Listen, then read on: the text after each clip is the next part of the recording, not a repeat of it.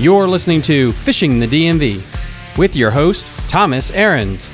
Fishing the DMV is brought to you by Jake's Bait and Tackle, located in Winchester, Virginia. If that doesn't get you jacked up, I don't know what will. Hello, everybody. How's everybody doing tonight? Let's get a little mic check in there. Mic check in there. Can you guys hear me okay? A little bit later than I wanted to do, was gathering some information, figuring out what to do for tonight's episode.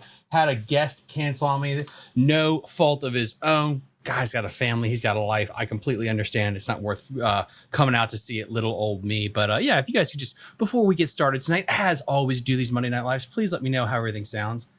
Let's see. Sure, get it there.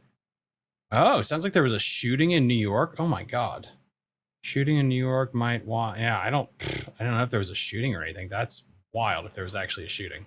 I don't follow the news like that, sadly. We got Cameron Johnson says, sounds good. Perfect. Cool. Just want to make sure I say that before I start rambling here like an idiot. How's everybody doing tonight? For all of my Patreon supporters that are fishing the tournament, at the end of the show, I'll be doing a quick wrap up of where we are with the standings. And then tomorrow we'll be releasing a second episode that's just going through the standings. I kind of like doing that way, like, so it's a nice little separate, neat thing. And I'll be uploading that to YouTube, Apple, Spotify, all the places that you can see that. But I have everything all organized and wrapped up for that. Today's going to be a fun show. Get to rant a little bit, get to do some deep dives, which I truly like to do a little bit. And I thought we would let's just start with the fun stuff first, which is the forward-facing sonar. As you guys are probably aware that there's going to be rule changes for the BFLs starting in 2026. Allegedly, they're coming down the pike in the next couple of weeks. It sounds like there is going to be some adjustments to the forward-facing sonar rules. So I thought we kind of start with that whole thing. Then I also want to get into an invasive species article as well about grass carp in the Great Lakes, and just how it's interesting. I believe I posted that 2 days ago on Facebook. Maybe it was Sunday that I posted on Facebook. As a teaser, I wanted to kind of get into that and just my thoughts on that, because it's kind of interesting with that whole thing where you have this invasive carp species. Actually, you know what? Let's just get into that one first. Sorry, guys. I messed you up there. This is just kind of how my ADHD brain works. Let's just get into that article first, because I find that quite fascinating. Let's just pull this thing up right here. There it is, article there. All right, cool. All right, so without further ado, let us get into the first article of the day that we're going to be talking about. Come on, be sharing here.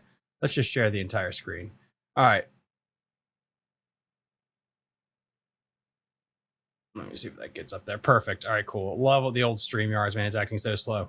So first article here, this was from July 2025. The video I posted was from, I think, 2 to 3 years ago, but it talks about the Great Lakes and the grass carp situation. Grass carp are one of the 4 Asian carp species. They're an invasive North American and waterways all over the place.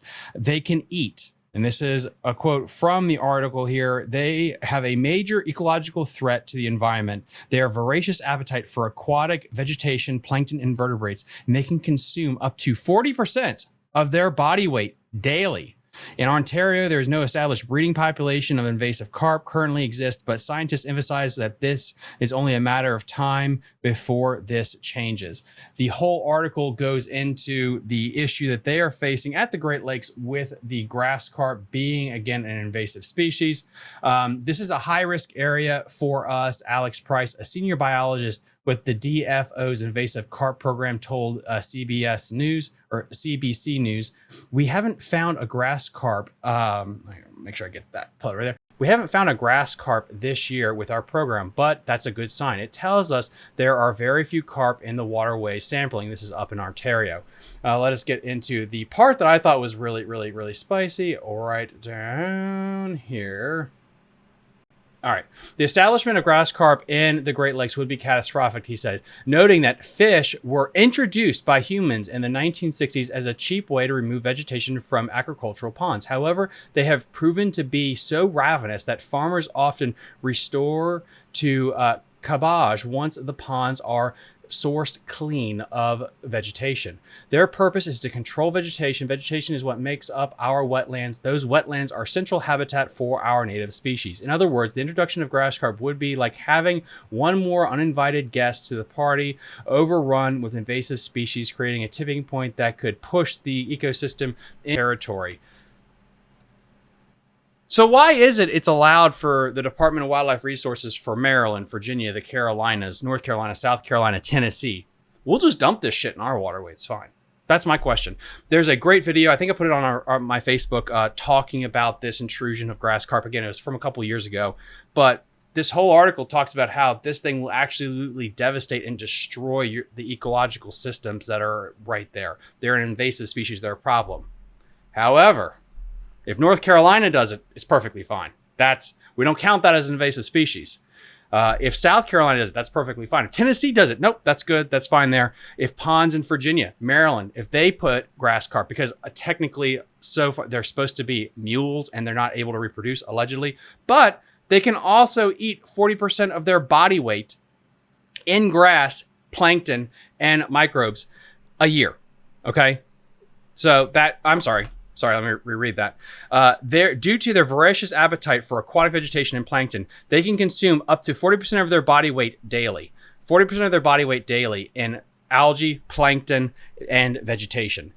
And the Department for the Great Lakes and the Department, I guess, for Ontario is deeming this a massive threat up there with the zebra mussels, the goby, and so many other things.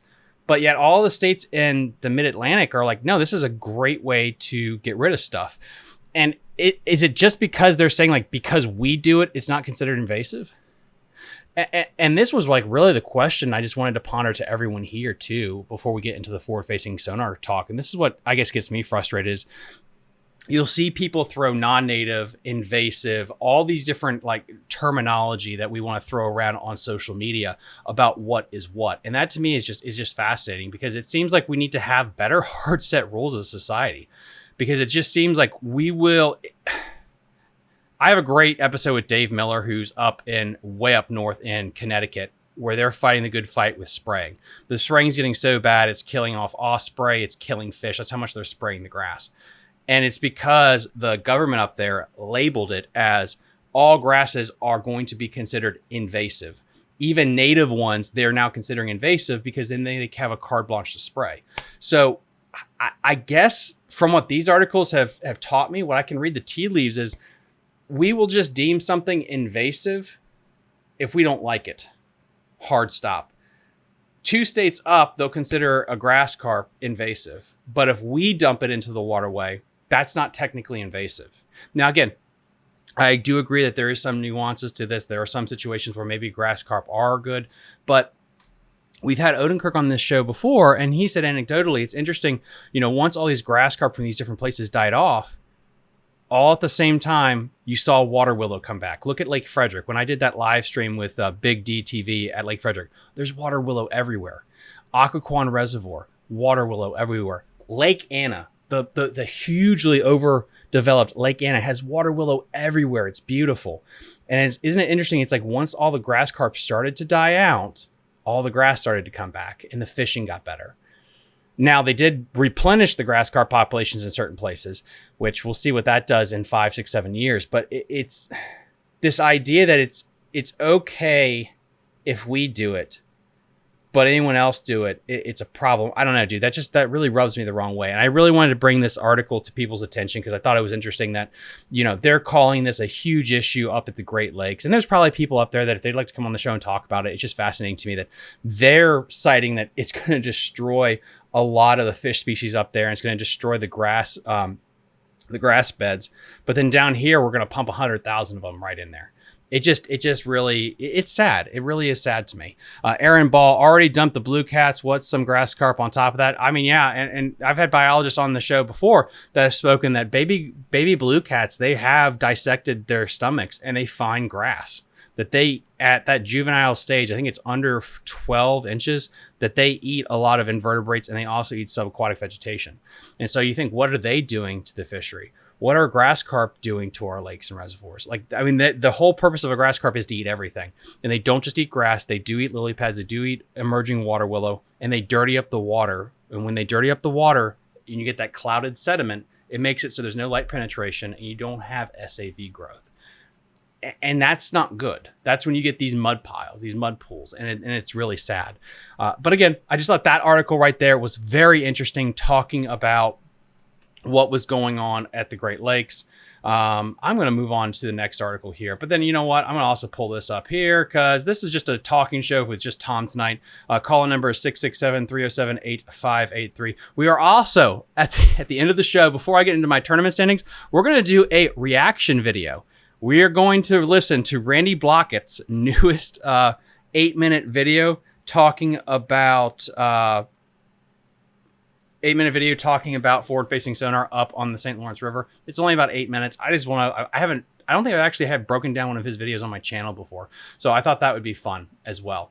So stay tuned for that at the end of the show. Let's get this next article up here, which is going to kind of just prime us off here. Oh, that's the wrong one. This is where I need a host to help me. I have so many tabs open right now. It is insane. All right, let me get rid of that article because that article is done. And what's crazy is I'm actually semi-organized today, honestly, compared to where I was. Is this the... Oh, here it is. All right, cool. So this is the nice little article that's going to kind of tee us off for Randy's video right here. Share the window. All right. It's coming up right now. All righty. So manage the walleye because I don't have any idea on the top of my head why this lovely individual decided to put a walleye there, but we can talk about it because I think this is actually this is pretty good. So let's get right into it here. Texas fishing tournaments make major rule change for 2026. Organizers said they hope the new rule will increase participation. The future of bass fishing in Texas might look a little more like the past, at least for one tournament circuit, Outlaw Outdoors, one of East Texas's most popular bass tournament circuits, announced it will ban the use of forward-facing sonar in its events beginning January 2026. The decision places the Zavala-based organization among a small but growing number of tournament trails pushing back against the controversial technology. In a June 16th Facebook video, founders Clint and Stacy Wade explained they made the move after observing a drop, and this is the thing this is the little tag here I want to talk about, a drop in tournament participation and hearing concerns from fellow anglers. Outlaw Outdoors, which hosts events on Sam Rayburn and Toledo Bend, average over 200 boats per tournament in 2020, according to the Beaumont Enterprise, but participation has steadily declined in the years since. In 2025, the average dropped to around 115 boats per tournament. So as always, guys, every sentence is a pause. This is like when we did the Alabama press statement on the river chain here. It's the same format today, baby. Let's break this down ad nauseum. You guys will either love this or hate this. All right, so just based on this right here, they're saying participation has been going down. Now, what's interesting is they've been saying participation has been going down since 2020, or at least anecdotally, that's what the article says. Just going to go based on what the article says. Now, do I think forward-facing sonar has something to do with that? Absolutely. Could definitely be a variable right there. We'll never doubt that that's not there. But with all this stuff and politics and corporate, because, before I got fired from my corporate job doing the whole corporate thing, I believe that businesses and different factions have interests in what is said and what is done. So if you had 200 boats per tournament in 2020, and in 5 years, you've seen a slow decline from 200 to 115 boats per tournament, how much of that do you think is actually forward-facing sonar based? How much of that is actually due to the fact that people are just absolutely just sick and tired of the old forward-facing sonar? I don't know. I don't know about you, but I have a hard time believing that it's just forward-facing sonar that this is a massive culture. There are so many people that are have a religious fervor almost with their passion against the technology that they would just quit fishing altogether and just fish for fun and then outlaw tournaments. What are some other factors that could also be involved there? Well, after 2019, we have this thing called the COVID. And in 2020, it makes sense that you would probably average 200 boats. I think a lot of people were out on the water in 2020 and 2021. But then you also have the economic issues that have happened since then, which I want to get into in a minute because I got some fun information on that. According to them, in 2018, the average dropped to around 115 boats per tournament. I think there's a lot of fishermen who just aren't having fun fishing in tournaments anymore. I would also say there are some who aren't having as much fun on the water because of lack of etiquette by some fishermen nowadays. So they've mentioned in this article so far that since 2020, which is an interesting year because that's the year of COVID, that everything has been slowly going down. And so their hypothesis is that a lot of this is probably due to forward-facing sonar and also etiquette. And so people are not having fun on the water. Are not having fun fishing tournaments anymore. Okay, fair enough. You don't like to fish tournaments because there are some individuals that do have a competitive edge with using the technology. Absolutely, that's a fair, valid argument. There are definitely those individuals out there. 100% agree with that. Lack of etiquette is interesting. I don't know why you would put that. So you're saying people don't want to fish tournaments because of etiquette? But etiquette's always been an issue in sports. And etiquette's a generational thing too, don't you think? Like, it's not just fishing that has this issue. Baseball has this issue. Football, soccer, every sport. If you are a dude listening to this thing and you coach a kid, you say like, well, this is how the etiquette is nowadays in 2025. So there's always this generational gap of what we think etiquette is. In just my opinion. No other rule changes are planned in 2026. In the 2026 season, Clint Wade said this will allow them to assess the impact of the sonar ban without other variables influencing the results. I want to be able to compare apples to apples. That's fair enough. Forward-facing sonar gives anglers a real-time underwater view, allowing them to locate and target individual fish with level of precision that was previously impossible. While it requires time and practice to master, its effectiveness has sparked a major divide in the fishing community. Advocates hail it as the future of the sport, while critics argue it removes too much of the challenge and creates an uneven playing field.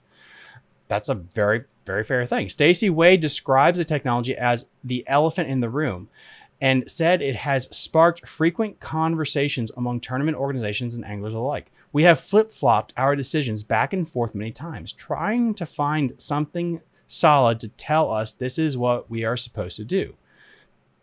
Our motto has always been tournaments for fishermen by fishermen. That's fair enough. Let's see. Our motto has always been tournaments. Sorry. We have never gotten away from that, but I do think we've gotten more wrapped up in sponsors and business. That's going to be important later on, and focused more on making business decisions instead of fishing decisions. The couple emphasized that the decision is not personal statement against our sonar users, but rather a reflection of what they believe is the best for anglers. I would have reworded that a little bit, but that's just me. Like, against sonar, we're not against sonar users, but we just want to tell anglers what to do. Like, that could have probably reworded a wee bit better. I get what they're trying to say though. I don't like what it has done to the results and some of our fishermen. I agree with that. I think it's also a knock against people that don't like scope. This is not an attack. It's not personal. It's what we think is best for our organization. Perfectly fair. The Wades have decided, have decades of tournament experience, blah, blah, blah, and their tournament trail. All right. So that's the first article that we are getting into today. That seems like a very genuine response. Okay. This is what we think is best for our tournament anglers based on clearly people speaking their mind on tournament organizations and the use of forward-facing sonar. What is fascinating to me, and the reason I thought this article paired so well with everything that we're going through here, is the host events on Sam Rayburn and Toledo Bend. Those are two mecca fisheries, guys. Those are two big dog fisheries in bass fishing. And they said they used to average 200 boats, and that's gone down to 115. And let's just see, like, what kind of a decrease is that? Is that 20%? I think it's 20%. Let's go. What is 200 times 20%? 115 plus 40. Sorry, doing some math. All right, so that's about, what, half? Yeah, that's about half. Yeah. Yes, that's about half. So it's about 50% cut, if I'm not mistaken. You guys in the chat, let me know down below if that's correct. It's about 50% cut in what they're doing. So that's being halved in 5 years. That's incredible. That's an incredible decline. I don't know if it has to do just with forward-facing sonar. And you look at this with the BFLs coming out with new rules, Bass coming out with new rules, the Tackle Warehouse Tournament Series having these new rules, and the social media firestorm around it, that this is literally pure evil. And this technology is the reason fishing is dying on the vine. I think it's a little hyperbolic in nature. And I think there's another effect going on here in the bass fishing industry. Because again, while we get into the lovely conversation that Randy Blaukat had about the Tackle Warehouse tournament on the St. Lawrence River, how can it just be one piece of technology that's ruining fishing? Is it just one piece of technology? Because allegedly tournament bass fishing, if you listen to people online, on social media, it clearly is the bane. It's the reason that everything is going down. I necessarily think so. But let's go into another fun little thing that I have here. Let me share my next slides because I did some homework and I made some PowerPoint presentations. All right. So that article there said since 2020, when we started out with 200 boats, everything has been going down. And you know what? When I went online, I'm sorry, I kind of like smudged that when I created this graph. When I went on to bass boat sales by units in the United States from 2018 to 2024, 100%. If you look at this graph here, there was a massive spike from the year 2020 to 2021 in bass boat sales in the United States. A massive spike. And this is per units, by the way. This is per units. With 2021 being the absolute peak of it. But then as you can see from 2021 till 2024, bass boat sales are slowly bleeding back down. One argument can be made, which is a valid argument. Love to discuss that more as well. Is okay, but everything's getting back to the mean. COVID was this explosion. You had a shit ton of money pumped into the economy, and everyone was told not to work and go outside. Of course, through all industries, you saw this massive spike up in outdoor participation across all venues. You couldn't go to a hiking trail in 2020 without it being packed with people. It looked like everybody decided that this is the first time they're ever going to go outside and walk. Boat sales, kayak sales, everything, campers was through the roof. So it makes sense that in 2020, like they said, they had 200 boats. They had massive fields. Everyone was outside fishing. But what is interesting is they said their attendance has gone down since 2020. And that is weirdly kind of similar with this first graph of bass boat sales. Interesting. But maybe that has to do with scope as well, because bass boat tournaments have allegedly, and it wasn't just these people, but multiple people online have said because of scope, you're seeing tournament participation going down. Well, this bass boat graph here represents that, doesn't it? I think so. Let's go to the next slide, which has to do with kayak sales. Oh. Well, that's different. So let's see. 2021, which was the year after COVID, was the peak in kayak sales in units, with over 1.3 million units of kayaks sold in the United States of America. Holy shit, that's a lot of kayaks. Holy shit, that's a lot of kayaks. So you went from 1.1 million sold in 2020 to 1.3 million sold in 2021, and then you saw it to start going down in 2023. From 1,250,000 down to 1,230,000 in 2023. But in 2024, there was a massive spike up in kayak sales. There was a rebound. You don't see that in the bass boat industry. That's actually slowly going down. What's going on here? I don't know the answer, by the way, to this. I just more of just, if you guys want to chime in with your thoughts on this, but what's interesting here is I'm not trying to do correlation causation here. Maybe I am. I don't know. But I just wish there was more investigative journalism in bass fishing in the outdoor industry, and we could get some more information on things, because you're going to tell me that, okay, yeah, because of forward-facing sonar, all tournaments are down.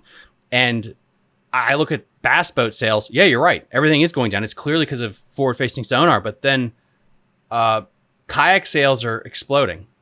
Well, yeah, but bass boat sales are going back to the median. That's a good argument that I have heard. That's a very fair argument. Yeah, okay. Kayak was this black swan event. You have this massive spike in units sold. 100%, I agree with that. And you have to get back down to an average median. That makes sense. But then what's going on with kayaks? Because that argument can't be made with kayaks when it's spiked up again. It's increasing. It's not going back down. So is kayak tournaments having this kind of issue with scope? It doesn't sound like it. It doesn't make the news. Maybe it is as much of an issue. That would be interesting to me. Let's see. Then you got Tom here. Says the current cost of a newer bass boat with full electronics is cost prohibitive for most people. Now with the cost of living. Tom, you dirty dog. You just killed my thunder there with the next slide. So it's just interesting here. This information, I do not have all the answers. If you guys want to, you guys can call in. The hotline is open, 667-307-8583 if you want to call, or if you just want to just text. This is just interesting to me. It's just interesting just to see this information. So these are the two things here. On the left is bass boat sales. On the right is kayak sales. This is units sold, not the price. Now, this is also something to kind of keep in mind here. I haven't done this work. If you would like to do it on your own and message me, great. But inflation does kind of come into this with stuff here. So you can't say that there was so many units sold necessarily. So this information is not 100% accurate is what I'm saying, because the cost of items go up. So you would need to do an adjusted cost for inflation. It's the same thing with like movie tickets right now. So if you say 10,000 movie tickets were sold, what is that compared to? Because 10,000 tickets sold in 2025 is different than 10,000 tickets sold back in the early 2000s. So example is Gone with the Wind, when it premiered in 1920, is still the highest grossing movie ever because of the amount of tickets it sold, period. Even if you throw in like a cost and adjusted for inflation, it still is the highest grossing movie of all time. I would probably need to be in this data for a good 8 hours to do cost adjustment for kayaks and boat sales, because boat sales, in theory, as a company could still be good because of prices, which we're about to get into here.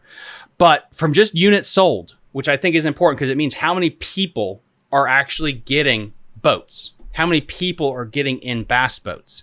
That number, at least from new boats, because again, I probably should have done used bass boats, so I apologize. You're 100% right. I probably should have put used boats in it. That information is actually a little bit harder to find.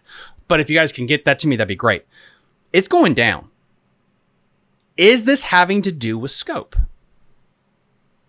I don't think so. And this kind of gets into the next thing here, which is just a little depressing.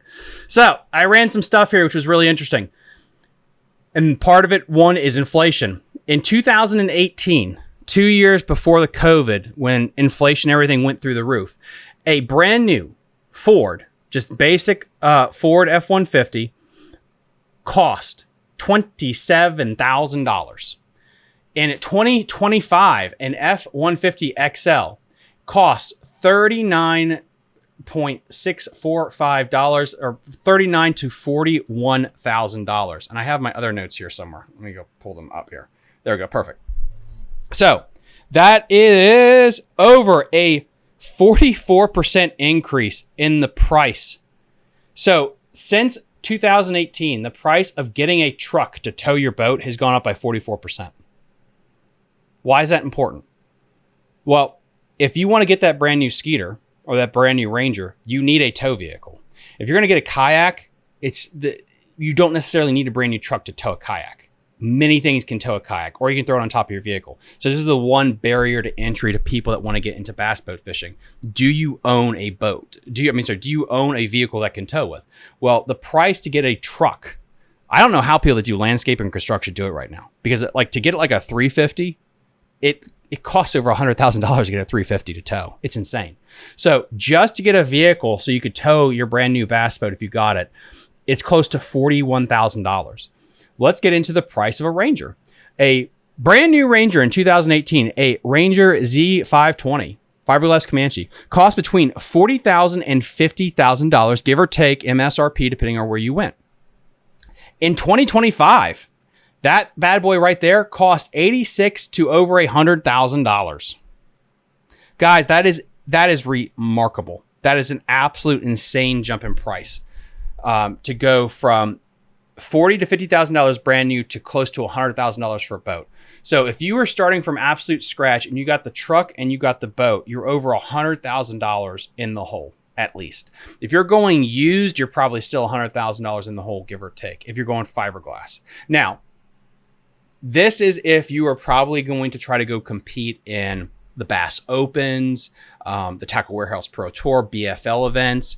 If you're going to get a little Grizzly jet boat, or a little, I don't even know, like a track or something like that, to where you're just going to go fun fish, or you're going to be fishing the electric motor only lakes. Like we have in Virginia and Maryland. We have a lot of them. They're really good. Probably a little bit different. Probably the cost is a little bit down, but honestly, some of those electric engines are pretty expensive. So that's an insane jump in inflation. It's absolutely mind boggling. Let me pull up my other argument right here. Perfect.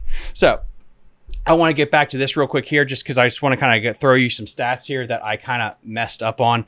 Okay, kayak sales. So in 2018, you had over 900,000 units. In 2018, you had over 900,000 units. In 2019, you had over 950,000 units. In 2020, you had over 1 million units sold. You go all the way to 2024, you have over 1,320,000 units sold. In bass boats, in 2018, you have 40,000 units sold. In 2018, you have over 40,000 units sold. In 2019, you have 42,000 units sold. In 2020, the year of COVID, you have a big bump of 59,000 units sold, which is a 40% increase. And then in 2021, it jumps from 59,000 units to 62,000 units sold.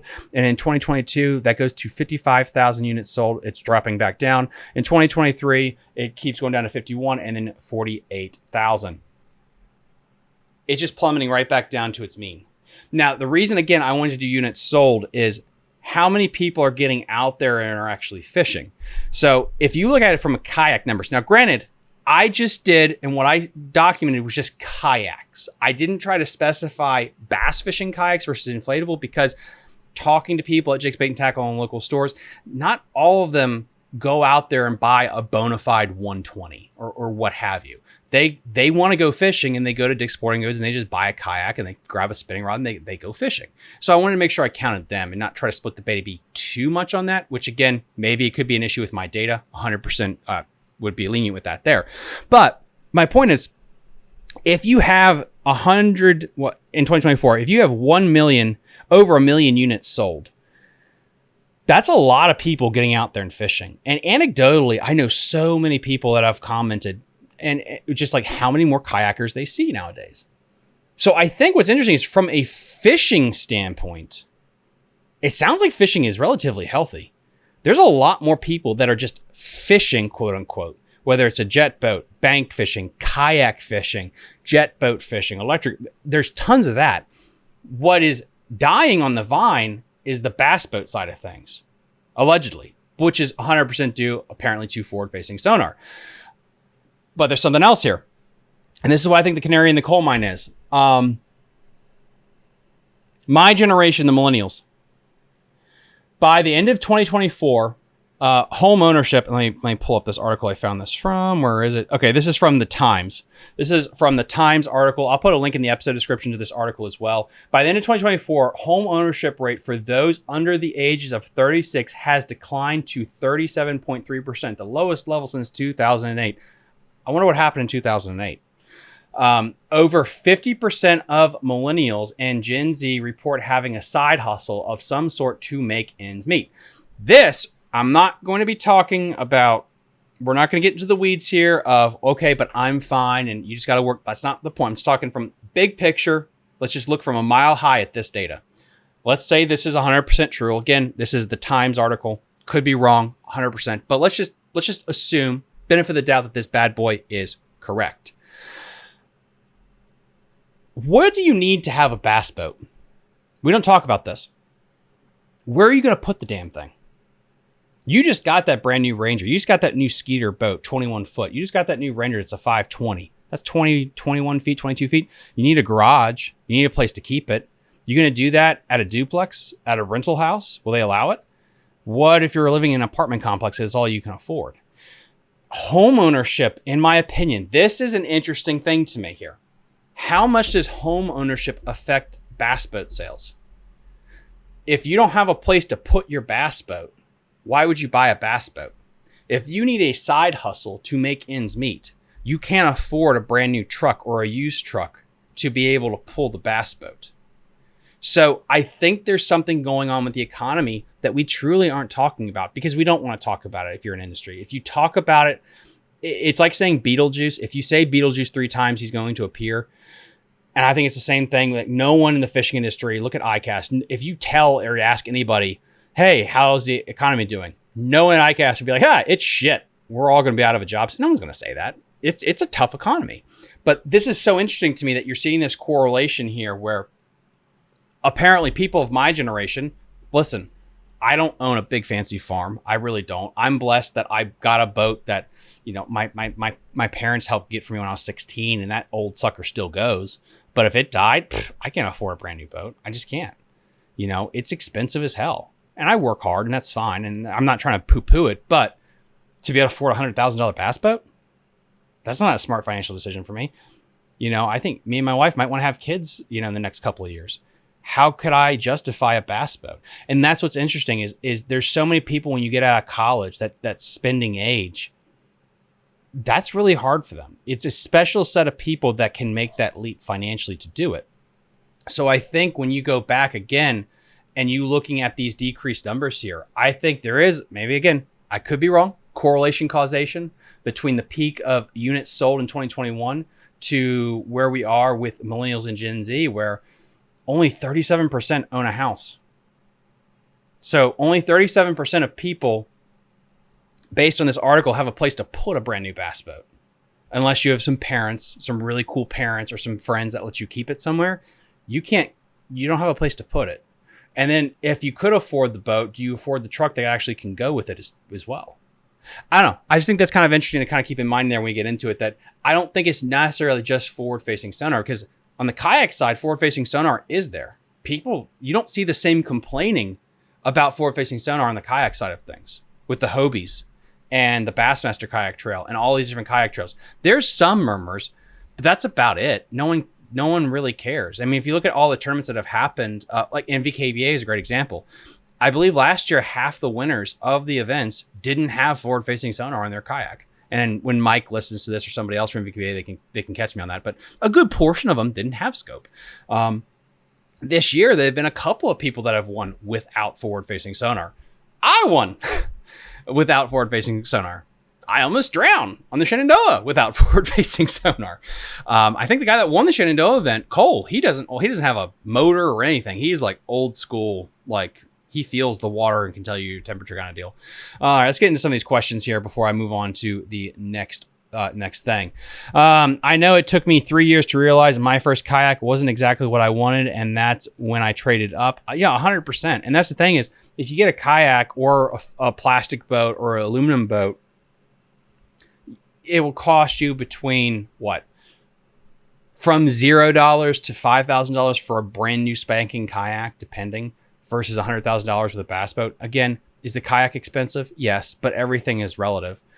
We got Jonathan here.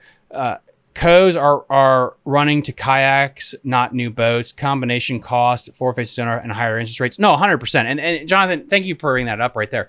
That's it. Like I am not this. It's weird that I feel like I've gotten into this position where I feel like forward-facing sonar has been beaten up so much. I got to go defend it. Like, all right, listen, I agree there's problems with it, but it almost feels like it's a Salem witch trial where people, I think, truly believe if we just burnt Garmin at the stakes, like it would rain again and all of our crops would have water. So as long as we just sacrifice our wife and the forward-facing sonar, everything would be happy again. I feel like I don't think that's necessarily it. I think like, yeah, okay, that might have a good bump in certain demographics, but I don't think that's like this holy bullet that if you just get rid of forward-facing sonar, everything magically goes away. Because Jonathan, like you stated there, kayaks are eating up a lot of lunch when it comes to bass boats. And I've been saying this for a while. Online tournaments, Tourney X, Fishing Chaos, just to name two off the top of my head, is two apps that run it. How many online fishing tournaments are there where you don't need a big fancy boat? You can fish from shore, take a picture of a fish. They have cat fishing tournaments like this now. They have bank tournaments. The Fishing the DMV tournaments I have. You don't need a big fancy boat. You can fish from anything you want. That's perfectly fine. You can fish from the shore. That's perfectly fine too. So that to me is just all fascinating that we want to blame one thing, but we don't want to see all the other possible stuff. The cost is a big one. And you can make more money at kayak fishing. The only reason you can make more money at it is because your overall costs are down too. And this is a sad thing. I don't know what you kind of do with this. James says, even to buy a new reel, rod and reel to outfit that boat with, they're taking another couple thousand. It's crazy. Everything is getting more expensive, but we don't want to be talking about that. And that to me is what's absolutely fascinating. And we got one more here. Most new homes that have a garage, the garage isn't big enough to fit. Oh, Tom, I didn't think about that. Is that true? Oh, wow. Most new homes that have a garage, the garage isn't big enough to fit the boat in. Then the HOA won't allow you to park it in the driveway. I have never had to deal with an HOA my whole life. I don't know about this. I grew up on a farm, sadly. I'm very white upper class. I did grow up on a farm before I now moved. I'm in the slums of Hagerstown. Sorry for people that live in Hagerstown. It's not Northern Virginia. Let's just say that. I didn't know about it. Is that true? HOAs won't let you park a bass boat on the side of the road? Like, again, how many neighborhoods are like this throughout the United States? At least here in Northern Virginia, that's a thing that we're not actually, I think, talking about necessarily. So with all of that said, let's get into the other fun thing of the day. We're going to be talking about the most lovely man there is in the fishing industry. And again, we're going to be breaking the video down, try to be respectful as possible. And I just want to hear about what this individual has to say. It is Randy Blaukat talking about forward-facing sonar. This will be fun to share audio. Share a tab instead. All right, cool. So, all right, boom. All right, guys, let's see if we get this here.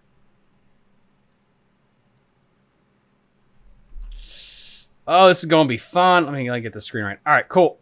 All right, you guys ready? All right, so this is, let's see.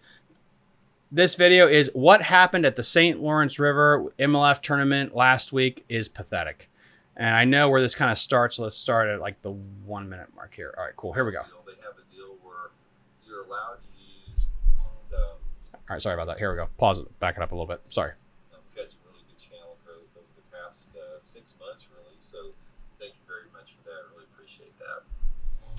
Okay, they just got done with that Tackle Warehouse Invitational up there at the St. Lawrence River. And in the Tackle Warehouse deal, they have a deal where you're allowed to use the spotlighting for bass the first day of the tournament. Then the spotlighting for bass is not legal the second day of the tournament. And spotlighting? What is that about? Does he say spotlighting a lot? What does he mean by spotlighting?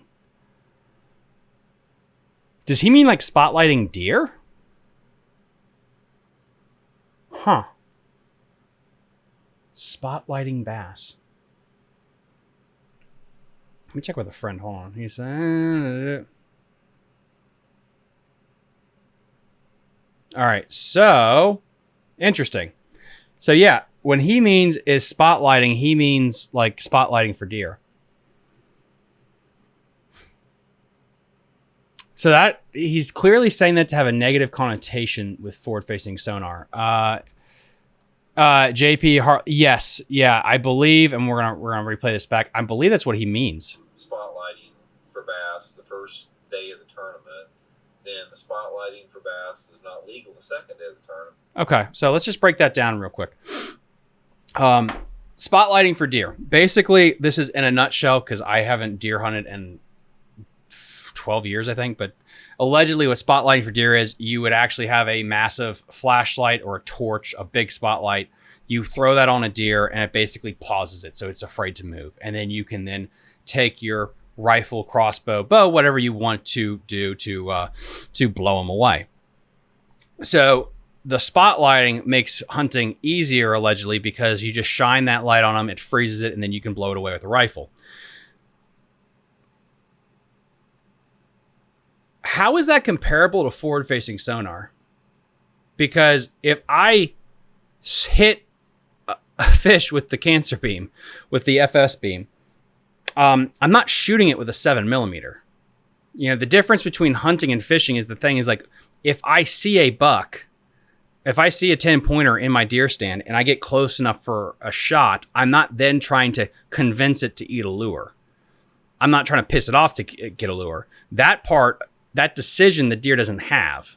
Once he's in range of my, bow or rifle, it's kind of game over for him. He doesn't have another choice.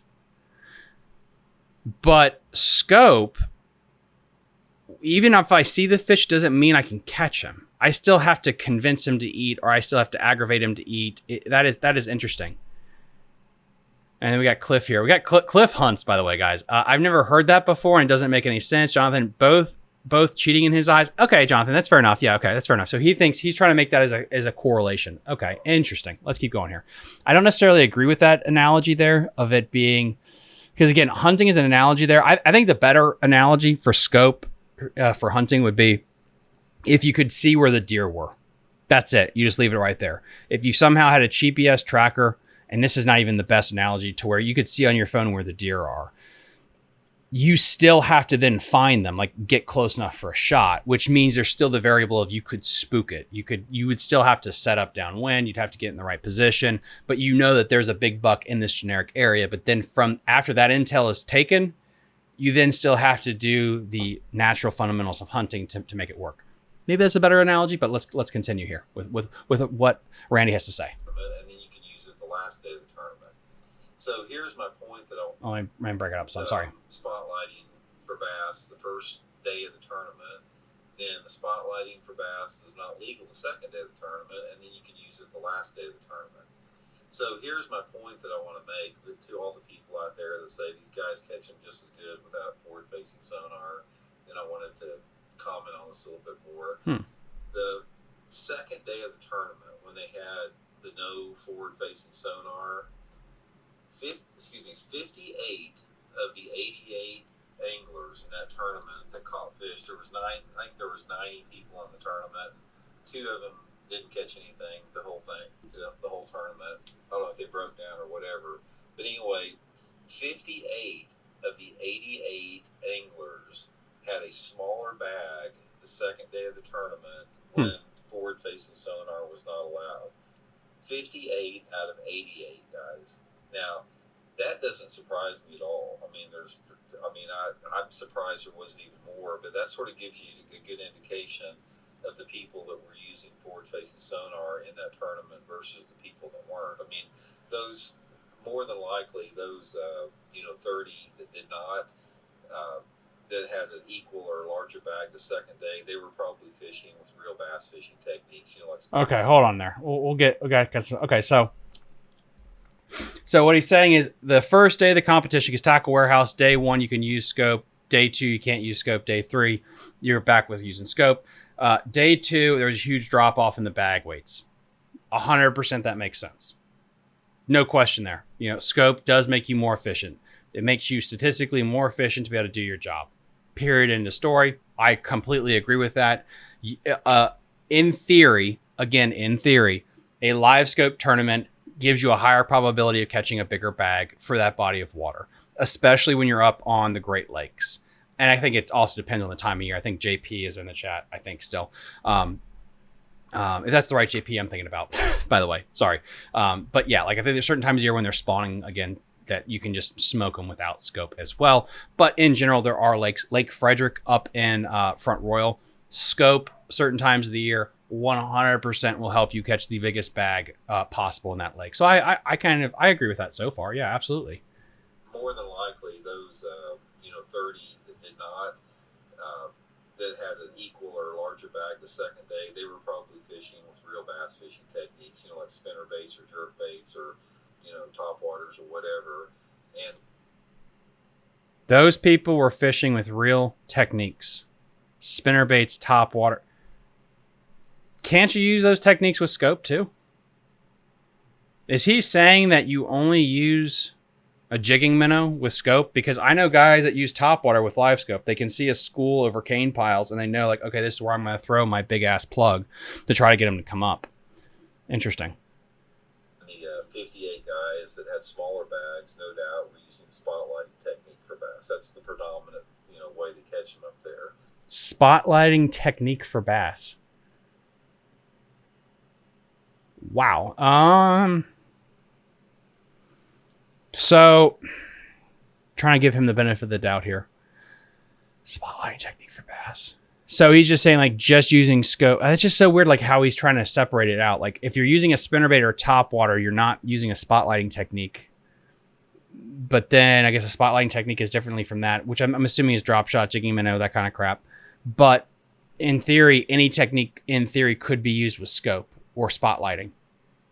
I mean, a jigging minnow is probably the one that's the most scopy thing to do. I mean, let's be fair, but I've used multiple things on scope before. I've used spinner baits, chatter baits, top water plugs. So it's not just scope baits versus non-scope baits for the most part. Again, I think the jigging minnow is the poster child of a live scope bait, but that's interesting. It would even be more than that if they would have the tournament this week, because we're getting further and further away from the spawn. But this is a prime example of what I'm talking about as far as forward-facing sonar creates this illusion of a certain quality of fishing on any particular body of water. Okay, that's interesting. I like that. Okay, so it creates an illusion. It's like using an aluminum baseball bat. I don't like to use steroids anymore because I really reflected on that. The problem with steroids in baseball was they were always illegal and people cheated. You weren't allowed to take trim. Barry Bonds wasn't legally allowed to let his head and his foot grow 4 sizes. That was illegal, and he didn't get caught cheating. So scope, in that sense, it's a bad analogy because people that are using scope right now aren't cheating because it's legal. An aluminum bat maybe is better because, if aluminum bats were legal because, they don't use them, it would pad the stats completely. Maybe. I still haven't found a great analogy. I'm still working on the analogy for this bad boy. So I wouldn't say it's necessarily cheating because in the sense of it, because it's legal. Does that make sense? But it does 100%, without a doubt, really highlight a fishery. It will really help you catch the biggest fish that live there, specific times of year.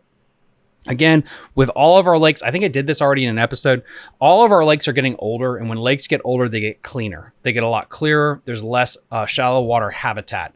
When you go to places like the upper Mississippi, you go to places like the Potomac River, the James River, forward-facing sonar is just not as prevalent. Is it prevalent? 100%. I will tip the cap to you that there will be people that will scope, whether it's 2 inches or 50 feet.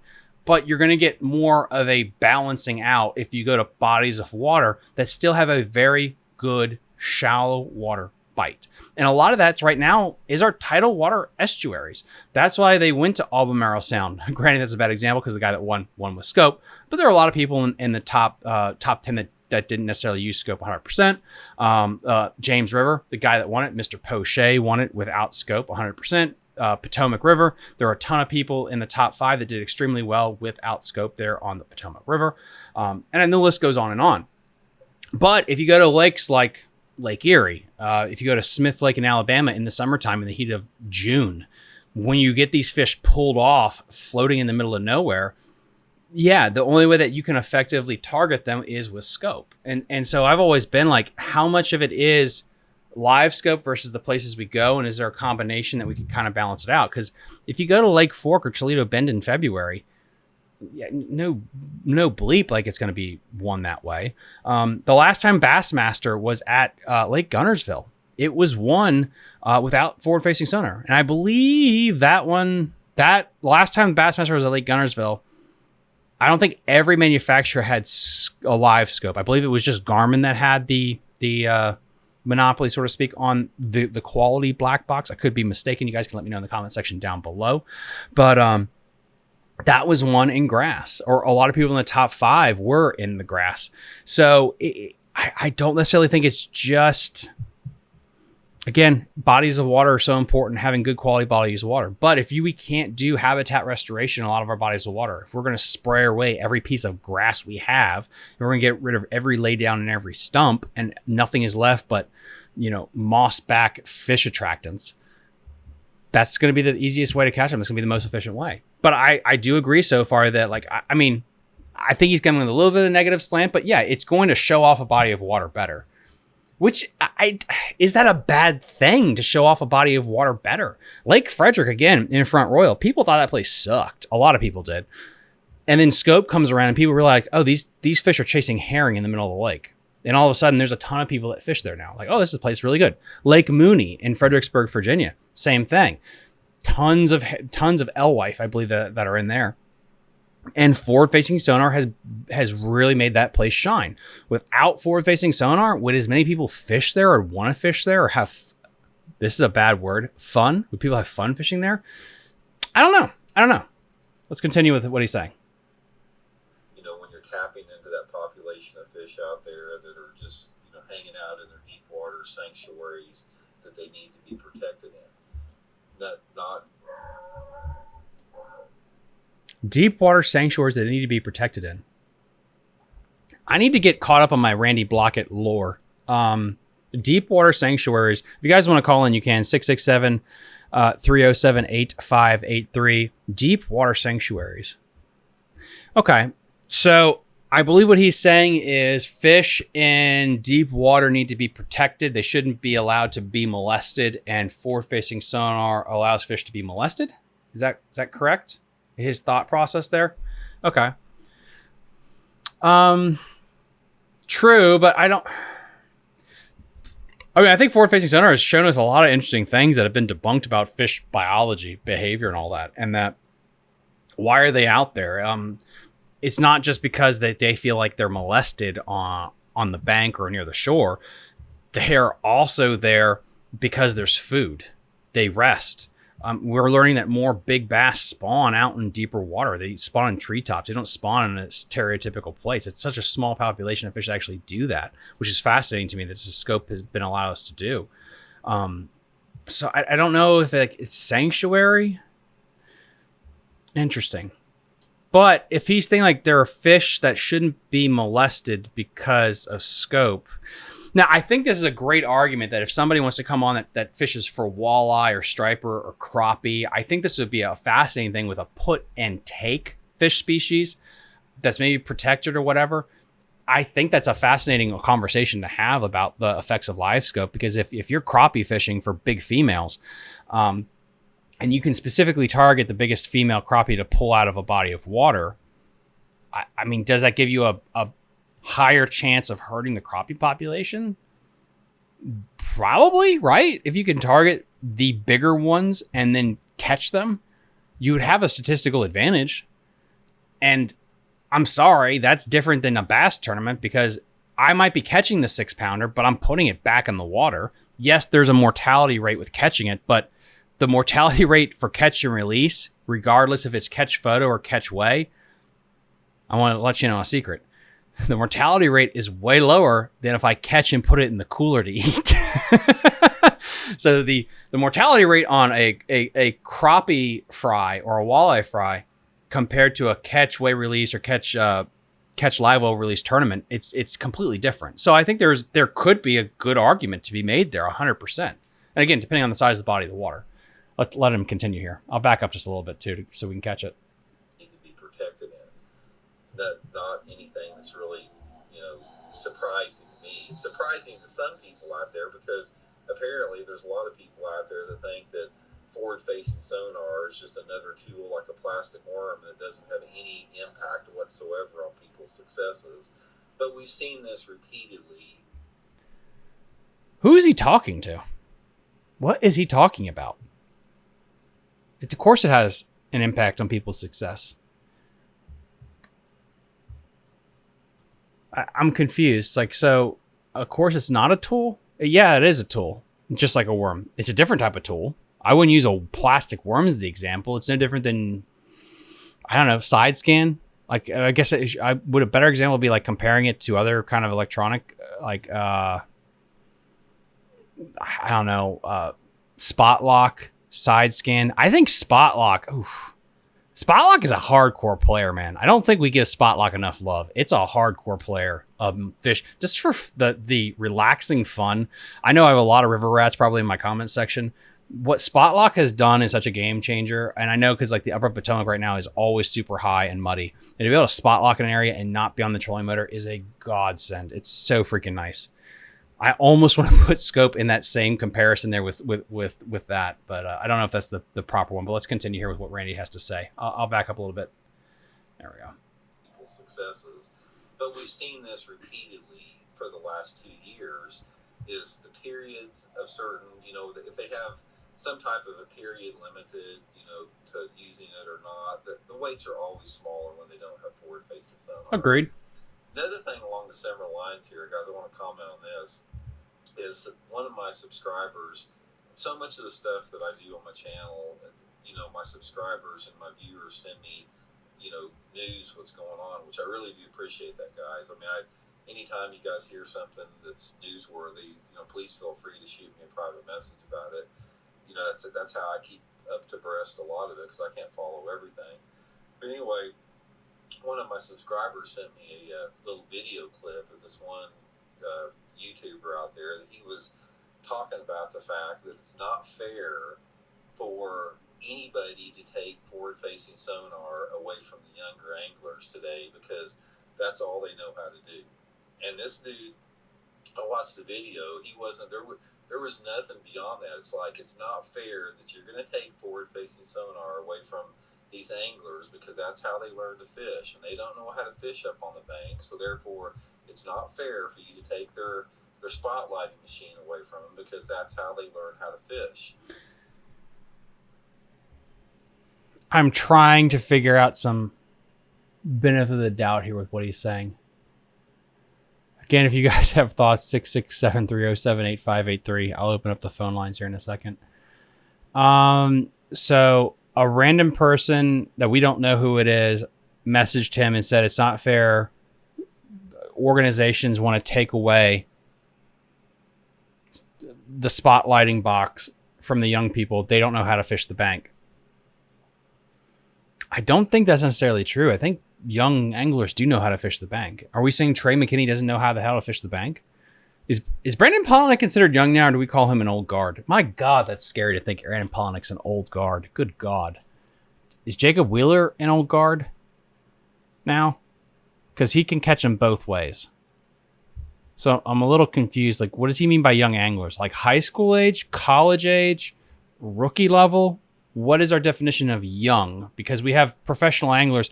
I mean, Rick Klung, Shaw Grisby are up there to like 100 years old, and they were still fishing. So what are we talking about the average age of a young angler? Guys, I found it just really, really pathetic that we have been relegated, and we are creating a generation of anglers out there that are completely reliant on technology to catch bass, or they're just unable to, they have no clue what's going on anywhere out there. Now, how did we ever get to... Why is he saying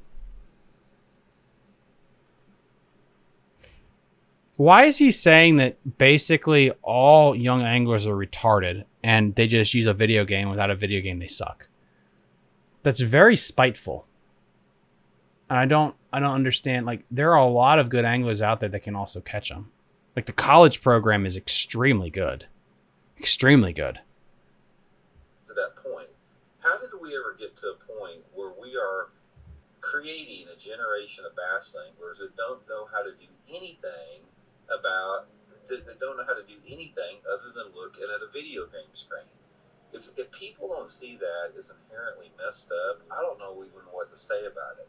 And it's like, who are the people that are teaching these younger kids out there? It's like, do you really feel good about that? If you're gonna teach a younger angler to become a bass angler, do you really feel right and good about it that you're making that person use a crutch of electronic technology to catch A crutch. Oh, okay, I'm gonna try to help him out. Let me see what I can do for him. Okay, so maybe it's like he's trying to say, like, you know, a younger pitcher shouldn't just throw off-speed pitches. He just needs to throw a fastball until he hits like a certain age, and he's allowed to throw a curveball. I guess is what he's saying. Like, a younger angler needs to learn the fundamentals before they use scope, right? Like, okay, I mean, I guess there's a good argument there that if you're in high school, you should probably, you know, learn the fundamentals and then you get to incorporate scope. But I mean, can't you do that in parallel in fishing? I mean, I don't know. Like that's interesting. We got John. We got so many people here. Jonathan says he rants in the past references the fact that all these 23-year-olds would never qualify for tours without it. Oh, that makes sense. Okay. He called it the cheater box. Okay. So this is what's going on. So funny that I'm a YouTuber, but I don't watch enough of the fishing YouTube to be up on the Randy Blaukat lore. fish on that has nothing to do with what fishing is really all about. It all has to do with how people are being taught and how people are being brought up from a young age. And it's like, it has no place in it. It's like when you're trying to build foundational skills as a bass angler, it's like with football or baseball or anything. You have to learn the fundamentals. And the fundamentals in bass fishing are learning about seasonal patterns and movements of bass. It's about learning about bass behavior and their personality and their moods. It's about learning how weather patterns affect, fish at different times of the year. It's about understanding how bass relate to cover, about how bass relate to cover and water clarity and water temperature in correlation to that. It's about understanding what type of bait profiles and retrieves and cadences and colors generate strikes. It's about understanding current. It's about understanding sunlight angle. The list goes on and on and on. That's why prior to the last couple of years, you never saw successful bass anglers, with the very, very few exceptions of that were young. It's like most of the bass anglers with the top of their game were in their 30s and their 40s. Really, that 35 to 45-year-old age span was like when everybody was at the top of their game, because it took that long. If you started fishing, say, when you were 15, it literally took you 15 years or so to develop those skills, by fishing to find fish and understanding seasonal patterns. Okay, I understand this a little bit more now. This is a huge issue with generations of individuals in all sports: baseball, football, soccer, basketball, badminton, and fishing. This idea of back when I was a kid and I did things, it took me this long to do it. Technology, and it's not just forward-facing sonar. What he's talking about is he wants to get rid of YouTube. He wants to get rid of Bassmaster Magazine. He wants to get rid of everything because people are learning at such a fast clip right now. I mean, what Randy didn't have when he was a kid that I had, if you look over my left shoulder right here, that is my Shenandoah University college jersey. That was back in 2014, I think, was when I'm getting old as shit. But back in 2014, when college fishing was the Wild West, high school fishing was the Wild West.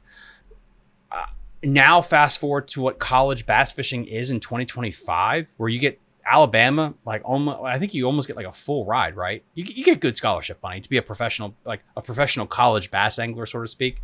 Like, that has come a long way in 10 years. It's insane how good high school, college, and they have like pre-high school programs.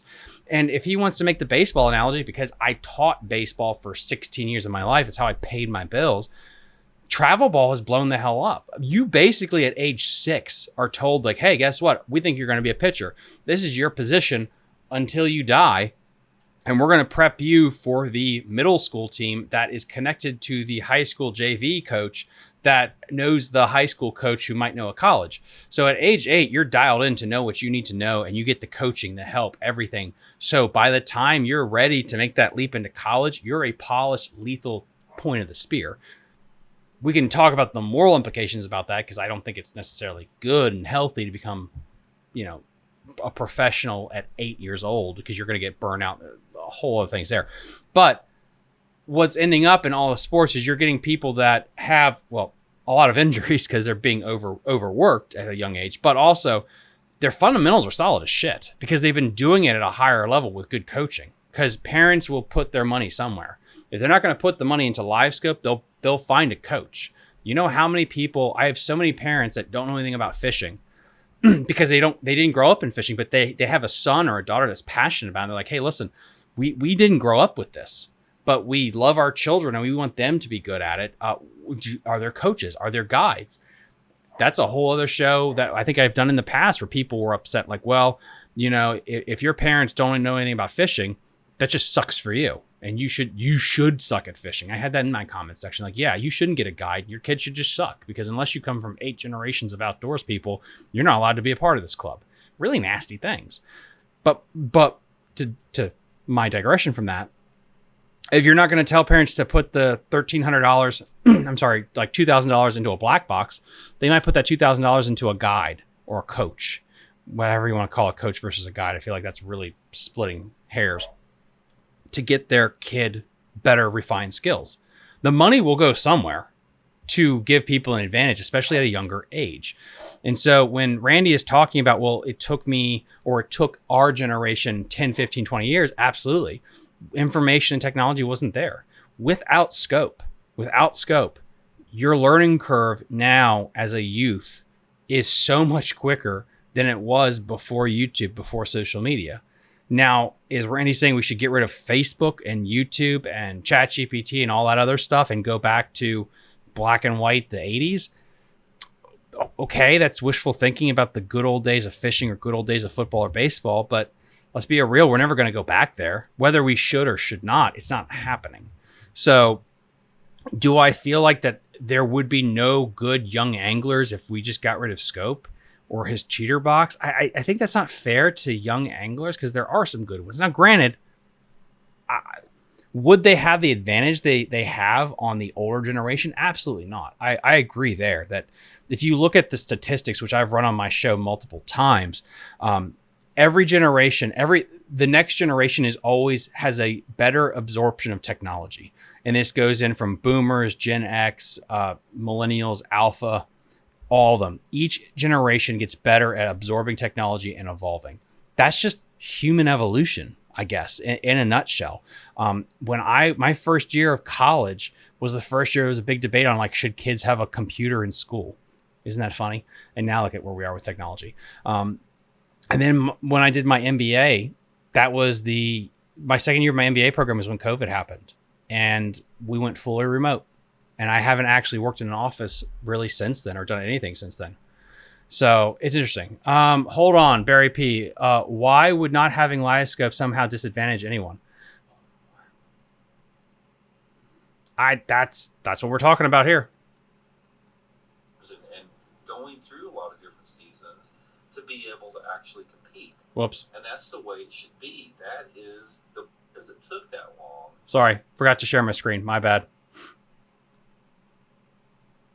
If you started fishing, say, when you were 15, it literally took you 15 years or so to develop those skills, by fishing to find fish and understanding seasonal patterns and going through a lot of different seasons to be able to actually compete. And that's the way it should be. That is the way fishing should be. And it's not anymore. It's when we have created this environment that we've seen at the Tackle Warehouse Invitational, or this video the guy's talking about, where people are constantly looking for shortcuts and they're missing the point about what fishing is, and they're morphing fishing into something that's just not even recognizable anymore. We have got to just rein it back. We have got to say, what the hell are we doing here? Why are we taking the greatest sport on this earth, which is bass fishing, and we are freaking just destroying it? We are making it something that's not supposed to be. And I don't know. It just blows my mind, guys. The 25% of the bass anglers in this country that do not have the ability to to wrap that concept in their heads and understand what we're talking about. The majority of bass anglers can do that, but there's 25% of the people out there that are very vocal minority that just can't get it, man. I don't know what else to say to them. Aren't you the vocal minority? But anyway, guys, just a little commentary there. I just wanted to run that by y'all. So I found that interesting but not surprising what happened at the St. Lawrence River this past weekend. It's like, it's like anything else. Just like that tournament's a prime example. You got 75% of the tournament anglers in this country that are literally connected to an umbilical cord of their forward-facing sonar unit. And I'm not... Where the hell did he get 75%? Hold on. Of the tournament anglers, it's like anything else. Just like that tournament's a prime example. You got 75% of the tournament anglers in this country that are literally connected to an umbilical cord of their forward-facing sonar unit. And I'm not saying they can't catch a bass without it, but... Wait, you were just saying 5 minutes ago in the video that they can't catch a bass without it, weren't you? Or did I mishear that? I feel like he was just saying that 5 seconds ago that the youth basically are stunted because they don't know how to catch. They can't fish off the bank. They can only fish for scope. So you literally are just counteracting your argument, I believe. It's obvious when you see something where you have 58 out of 88 guys have a reduction in their weight, and a lot of times these reductions were significant, like 7, 8, 9 pounds over the first day. When they couldn't, when they had forward-facing sonar versus when they didn't. So it just speaks volumes when you see that list there. So wait a minute. So now what he's saying is, because the 70% plus of anglers are connected to scope, and that really shows because 58 out of 88 anglers day 2 of the Tackle Warehouse tour had a drop in weight.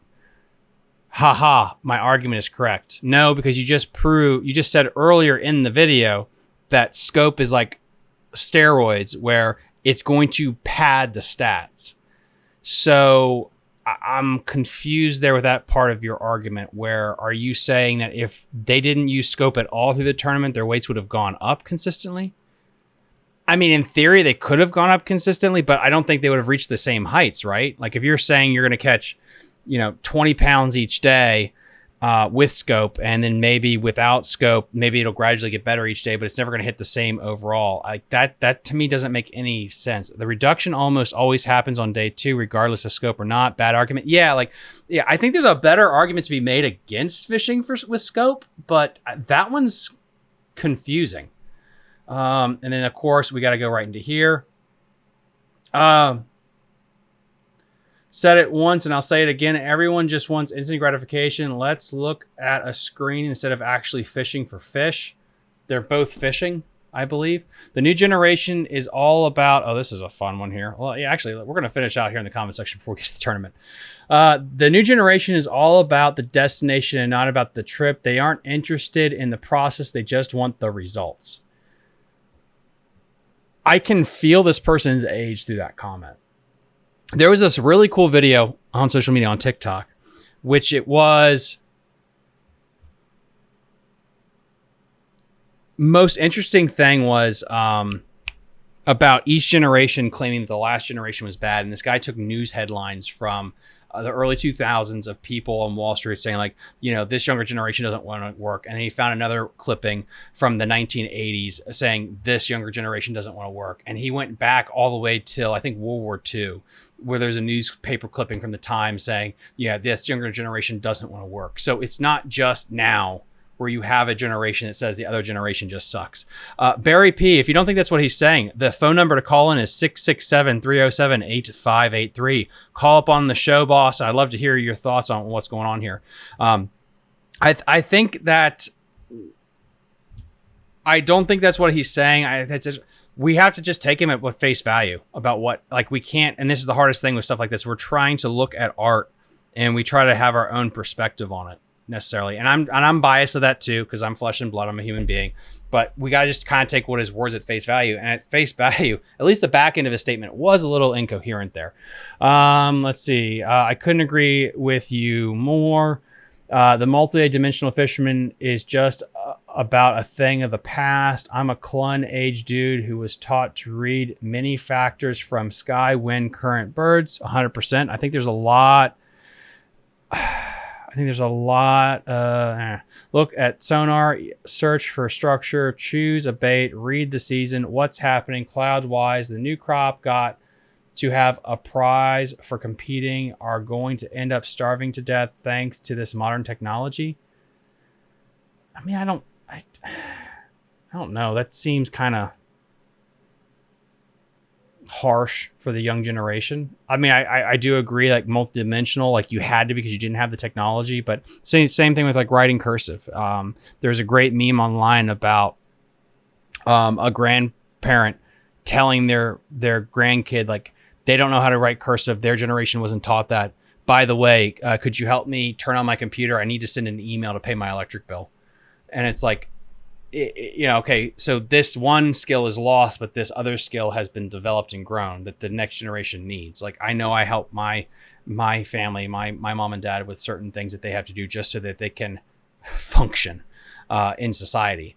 So that is a very interesting dynamic that you see here. And it kind of like reads out this comment section. He also says what's interesting is he's clun age, but clun also worked with live scope and tried to learn it. And he talks about learning how to, read the current, read the different things. But live scope has actually proven a lot of those myths to be false. It's fascinating what scope has taught us about fish behavior, where they set up, where they spawn, where they don't spawn. The fact is like how fast a bass is. I mean, that's the biggest thing that blew my mind is when a bass wants to eat your lure, it can. And I think this is where like shallow water fishing is so fascinating to me, where that fish wants to hunt in shallow water. Like, I think the fish for scope, this is my hot take here, I think scope fishing will die off naturally. I think fish are highly intelligent. They're really intelligent. Just watch them for the people in my comment section that have scope. They're getting smart. And I had the guy that runs Lake Fork and Sam Rayburn, all those places. I had him on the show, Jake Norman, last year. He did a 2-year study on forward-facing sonar, and he talks about how the fish are getting very, very nervous about boat pressure, that they are really timid about engines and boat shadows now that they didn't used to be on these offshore places. Before, when they would hear a 250 drive past them, now all of a sudden they're like, because they know what's coming. It's that scope. Because they do feel safer and more comfortable to ambush in deep water, it takes a lot more to fool them. Before, where you could probably catch them at 50 or 60 feet on the scope, you have to be at like 100, 120, maybe 80 feet at a short range to try to get them to bite, because that boat pressure, they can feel all that stuff and they're going to get lockjawed. And if a bass is in open water like that, think about if you have a jigging minnow and you cast that sucker out there, you have to do so many things perfect to convince him to eat, because he has the ability to see that thing with all of his senses, and there's nothing telling him that he is in a rush to eat or consume that bait. Cut to a lily pad field. Let's go Nye Reservoir in Virginia. Tons of lily pads and stuff. When you have the lily pads there, it's going to rob the fish of one of their main senses. So if you throw a frog or you throw a swim jig or something over top those pads, it feels it with its lateral line, and it's looking up to the best ambush point there is, which is the surface of the water. The surface of the water is one of the biggest ambush points there is. And it's the same thing with the shore. If you parallel your boat and you throw a crankbait or a little fluke, like right up against the bank, whether it's that or up on the surface, that is a place that in the fish's brain, I think this is where you're getting the biggest reaction strike. It is a core genetic response, like a cat and laser pointer, when there's something at the surface of the water or something pinned up against the bank that tells them to really get to investigate it, because that thing is trapped and it knows it. A jigging minnow in 30 feet of water isn't necessarily trapped. Plus, it can't get away either. It can just see that jigging minnow and it can make a choice. It's fast enough to get it if it wants to, but it can really inspect the shit out of it. If you have a bait going across the pads at 100 miles an hour, it's got to make a decision real quick, and you can ambush it a lot easier. So I think one thing that's interesting, this is a hot take, and you can argue with me in the comment section, it's perfectly fine on this bad boy. I think if you had more shallow water vegetation, if you had more of a shallow water bite, people would want to do that because those fish are easier to trick in a way because you have the ability to do a reaction strike easier or more consistently than a fish in 30 feet of gin clear water. Fish in 30 feet of gin clear water is a lot harder to fool, especially even with scope, it's a lot harder to fool that thing. It feels comfortable. It feels like there's no need. You can't trigger it as easily. You put a chatterbait. Why do you think chatterbaits are so big on our fisheries with all that grass? That fish feels that bait coming, but it doesn't see it necessarily until it rams into the grass clump he's in and then it's darting away. And he has a split second to make that decision. With that minnow, he feels the boat, he feels the sonar. You launch your minnow, it feels it, and then it can see it from a mile away coming at it. I think this fish can see a bait a lot farther off. Scope, again, one of the cool things Scope has taught me, when you would fire a big topwater at Lake Anna over 50 feet of water and it hits a splash, and you see a bass come off the bottom in 50, 40 feet of water to come look at what the splash was. That effer can see. That effer knows something's going on. It's incredible how smart they are. But again, going back to the lily pad field analogy, he can't necessarily see that frog dancing. He can kind of make it out, but he can't necessarily. And it's getting away. And as soon as it breaks away from that kill zone, he has a split second to make a decision. Do I eat or do I not? And that's why I think that shallow water bite, that reaction bite is going to stay more consistent if we allow for shallow water habitat to thrive. So I guess my biggest takeaway about this is we should really ask more governments to let us put lily pads and SAV and stuff like that into our lakes, because think about punching. Punching still works a lot of places. Why? Over 1,000 years of fishing, why does it still work? Because it's a core reaction strike. You're dropping a bait on top of the fish's head and it's gonna react to it. And it's just there and it's not. Now you could be like, well, aren't you dropping a jigging minnow on his head? Yes and no. Like, you're dropping the jigging minnow on his head, but I don't think that's a fair comparison saying dropping a jigging minnow on a fish in 30 feet of water out on a point is the same as dropping a 1 ounce weight on a fish in a heavy mat. I think that's very two distinct situations, in my opinion. I could be wrong, and I would love for you guys to argue about that. We got Barry P in the chat. I'm going to have to reserve a little, but it seems like he was saying that tech is screwing up tournaments. Maybe I'm wrong. Again, I just walked into this. No problem, boss man. Absolutely. If you ever want to talk or call on, I like your opinion. Yeah. So what he was just talking about is Randy Blaukat was just talking about his views on live scope and tournament fishing. We went through a huge PowerPoint presentation on basically the economics of bass fishing from 2018 up to 2025, bass boat sales, kayak sales, and kind of how there's a split where it seems like it's basically ruining bass boat tournaments, but not kayak tournaments. And bass boat sales have been going down since COVID, where kayak sales have been basically going up since COVID, which is fascinating to me. And that was just one of the things that we were talking about in the chat as well. I think Randy Blaukat does make some interesting points about the weights that they do differentiate between a scope tournament and non-scope tournament. I do tend to disagree when he says, it seems like he implies, maybe he doesn't necessarily imply it, I'll give him the benefit of the doubt there, that the younger generation, the snowflakes that some people in his comment section have said, the reason they're all so good is because of scope. And I like to pull back, like, I think it gives them an advantage 100%, but to say like the Trey McKinneys of the world, like we had Brandon Polinick before, and Brandon Polinick was there before scope was big when he was a rookie. I think the college system is just getting really good. And I think we got to tip the cap to the middle school, high school, and college fishing programs. And if you are in a middle school fishing program on Lake Hartwell and you fish a middle school, high school program with coaches and everything from middle school through high school through college, and then you hop in and win a Bass Open on a Hartwell, and then people are like, well, it's because of forward-facing sonar. And it's like, is that it? Is that really why that kid who fished Lake Hartwell from middle school through high school through college, and then he did good on Hartwell? Is that why? Is because of scope? Like, I feel like that's but is that an easier thing to also blame, just to point to scope and say, yeah, clearly it's because of scope, that's why that kid did well? I don't know. I feel like it's too easy also of a cope. I do think it does 100%. I think the gap that you saw the first couple of years of with live scope, 100%, I'll tip a cap. It's a generational thing. It's younger anglers do have an advantage. Older individuals have a harder time learning technology. And I think that really opened up the gap.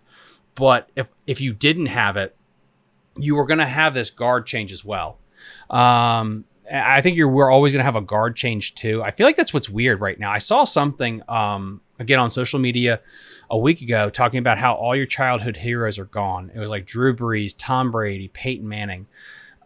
They're all gone. Like all the quarterbacks I grew up with, they're gone. And it's just 100% this turnover of the new guard. Drew Brees, Aaron Rodgers should be gone too, honestly. Brett Favre, they're all gone. And it's weird that the last couple of years, you're seeing this cultural shift in the anglers. And we want to blame scope, which 100%, to be fair, tip of the cap. There's definitely a part there with that. I will also say that eventually they were going to retire and you're going to have this turnover in, like, this is another argument too in bass fishing is like, how long should you be allowed to compete for?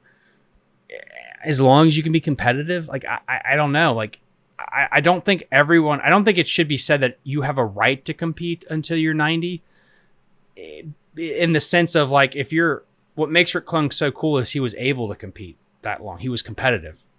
A Jamie Moyer or Tim Wakefield, a baseball player that can pitch into his 40s or 50s. That shouldn't be like, okay, we're going to make sure you have a spot on the major league roster, even if you're 100 years old. It's like, well, can you perform? And they're like, well, no, he can't, but we want to mandate that you're allowed to. It's like, that's not how sports work. Sports, any sport, you do a finite time to compete. So at that end of the spectrum, I don't want it to come across as like we're guaranteeing somebody a spot indefinitely. You still have to perform to an extent. And like with any athlete, you have a finite career. That's just how it is. Let's see. We've got Tom here in the chat.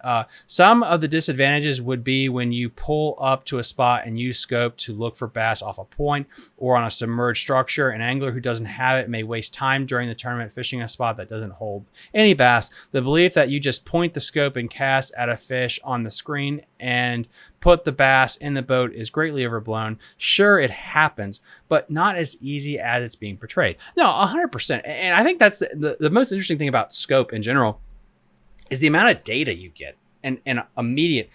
The most fascinating thing the first time I used scope was, it was jerkbait season, going to points, and I scanned a point and there was nothing there. It was quite literally, and I sat there for like 20 minutes, just throwing my jerkbait, jerking around. I couldn't see any fish, and there was no fish on my jerkbait. And I moved 3 or 4 points, and I finally found like a couple of fish where they're supposed to be. Classic scope setup. You cast it out there, and I caught them. And then it kind of was the epiphany. It's like, oh my God, if you're good at this, you could just quickly know like these 3 points aren't going to work, and I move. Whereas before, you would sit there and work it and be like, well, my hunch is this is a good point. And it's like, oh my God, like the ability for you to eliminate water is insanely elevated with the technology. We got Barry P in the chat. I do. I'm going to try to read this. I do nothing but kayak fishing on. Oh, okay. I do nothing but kayak fishing on smaller rivers. Hey, me too. Kayak fishing on smaller rivers. I'm likely out of bounds on being able to make an argument either way on deep water. No, dude. No, Barry, are you a smallmouth guy? I live Shenandoah River, Upper Potomac River. That's kind of like my place. So I didn't know if you're like a smallie guy or if you're fishing like spotted bass kind of rivers there too. No, I agree with you about kayak fishing. I think kayak fishing is the way of the future, especially like in those kind of places where you're right. Like you're not going to scope effectively. And you see that when like the big kayak tours go to the Susquehanna River. I would love to know how many of those bad boys actually scope for a living and are kind of effective with it. I think that stuff would be fascinating information to kind of find out as well.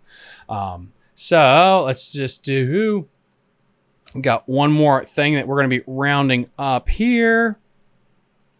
Again, so that was that with the old Randy Blaukat. I think I got through everything I want to talk about. Oh, no, I actually got one more thing that we have to go through here. We got one more thing, which is the... there we go. All right, we got the tournament, bass fishing tournament. Here we go. I'm going to release this again tomorrow as well. We got Barry P, Potomac and the Monocacy. The Monocacy. Yeah, dude, that's a great fishery. The Monocacy is really, really rebounding right now.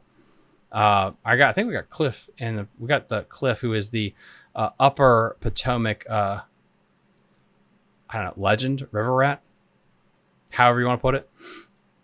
All right, guys, the last thing we're going to end this Monday Night Live with right here. Here it is.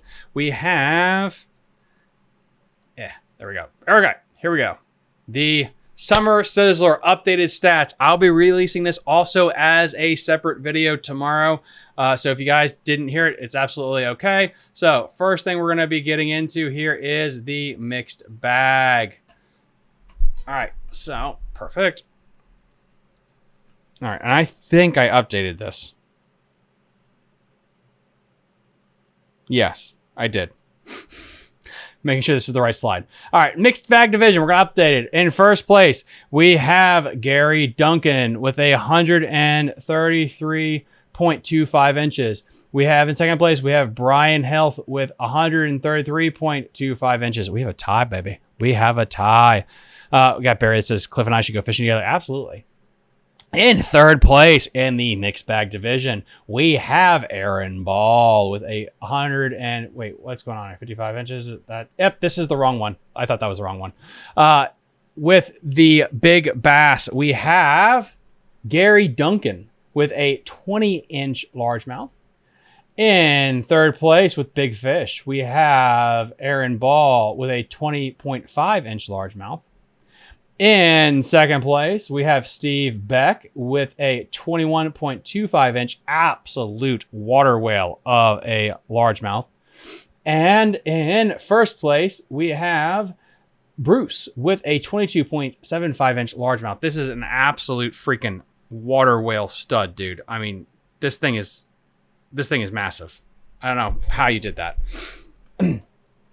And we're going to the smallmouth division next.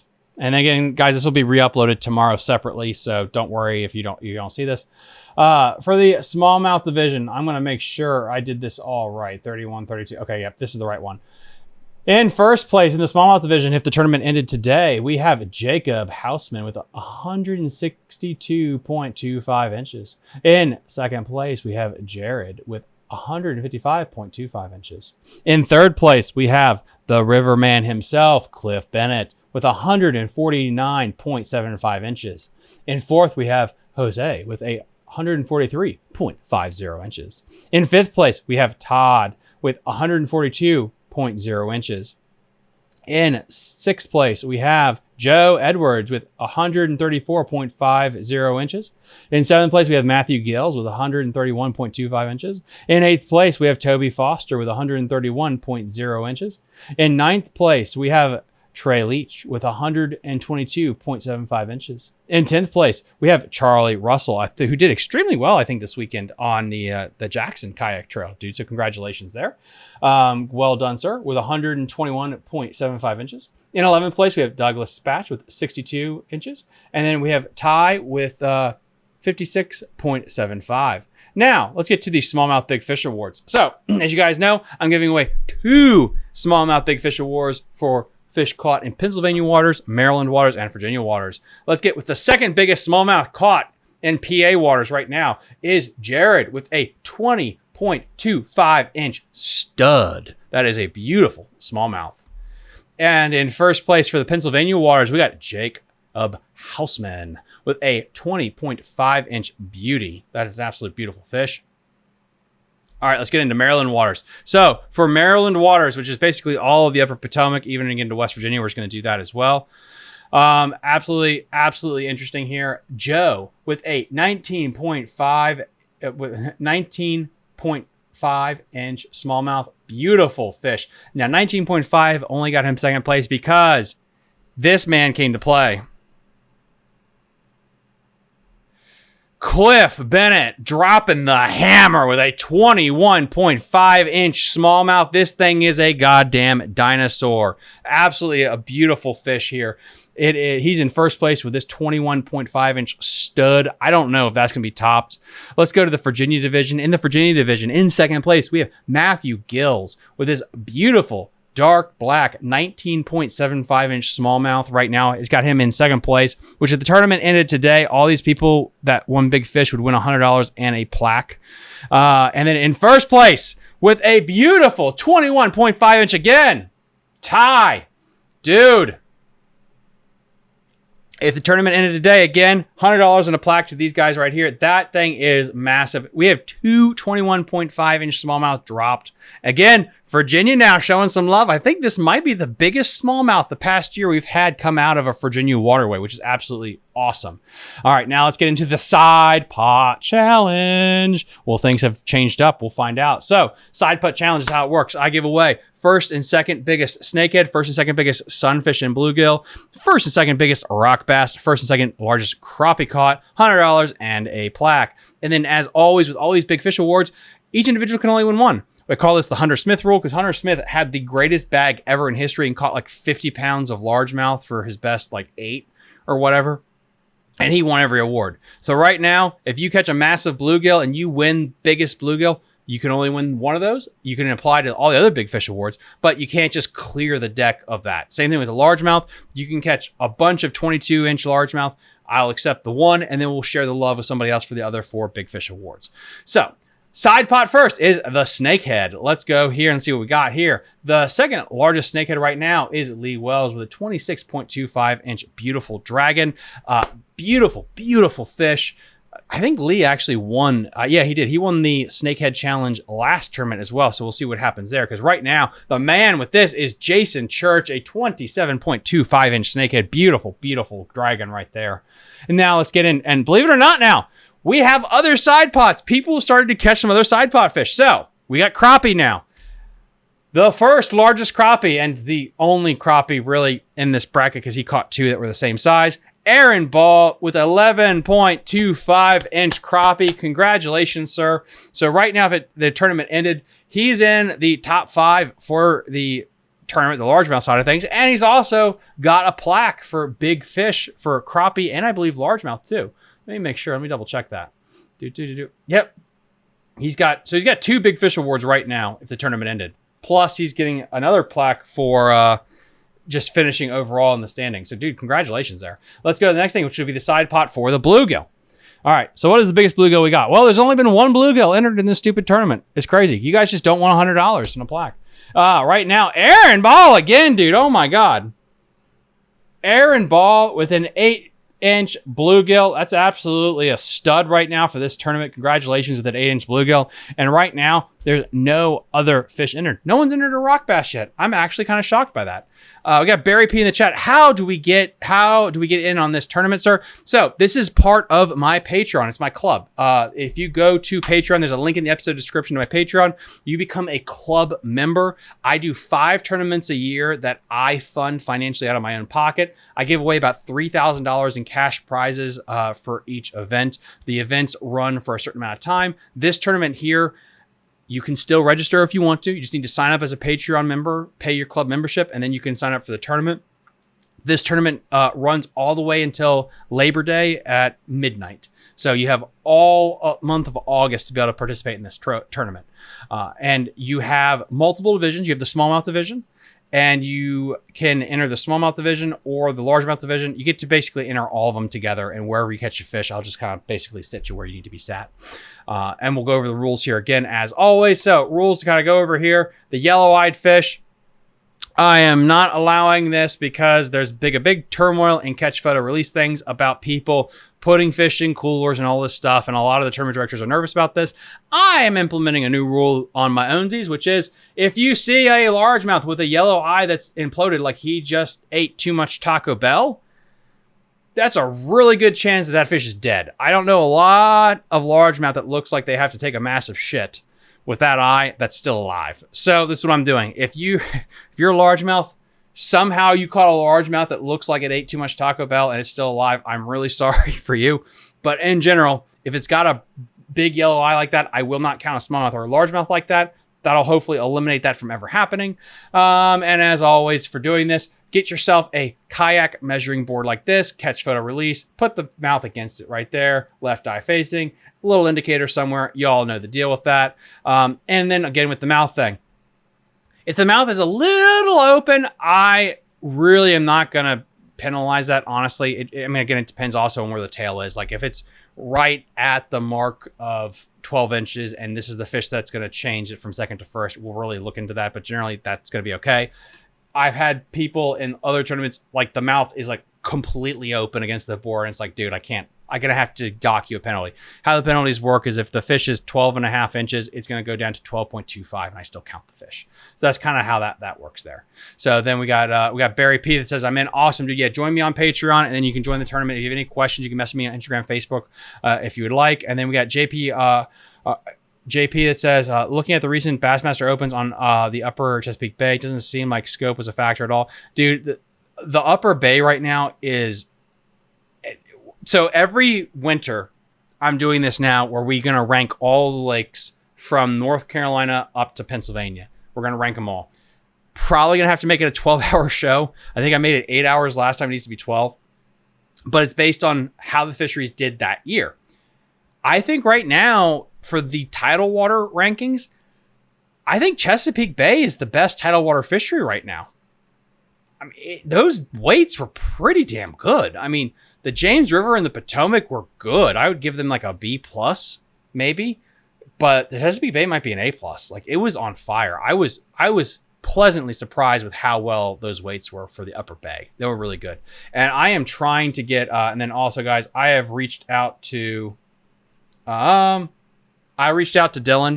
who won the event. He is up at Lake Champlain next week for his next event. So I'm going to work out a time to get him on the show in August so we can actually go through all of that together. But yeah, I want to get Dylan on to talk about what he did up on the Chesapeake Bay. Absolutely fantastic win there, blowing it out of the water. Really, really fun event. But as always, guys, so what I'm going to be doing is I'm going to leave this up for maybe another 30 minutes. Then I'm going to shut it down and I'll re-upload it tomorrow morning. And then you're also going to get a second video that goes through all the standings. And then you might get a third video tomorrow, which will be the Potomac River breakdown that I still owe you guys. So that's going to come as well. Thank you guys all for joining me this long. Absolutely great crowds. And we will see you guys next time on Fishing the DMV. Bye. You're listening to Fishing the DMV with your host, Thomas Ahrens. Fishing the DMV is brought to you by Jake's Bait and Tackle, located in Winchester, Virginia. If that doesn't get you jacked up, I don't know what will.